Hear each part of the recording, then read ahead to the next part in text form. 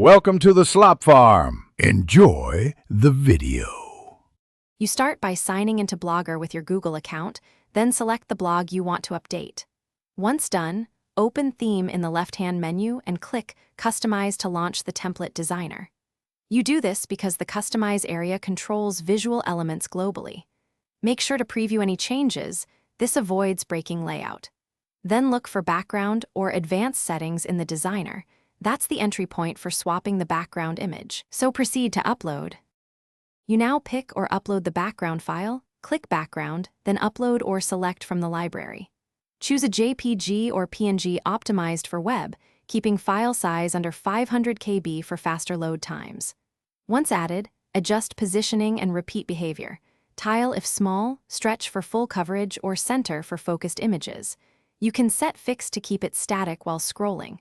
After setting these options, preview in desktop and mobile views to confirm the image scales correctly.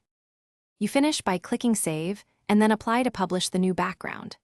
Next, test the site in different browsers and on mobile to ensure the image displays and performance remains acceptable.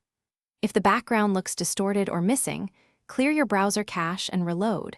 Make sure the image URL is valid if you used an external host.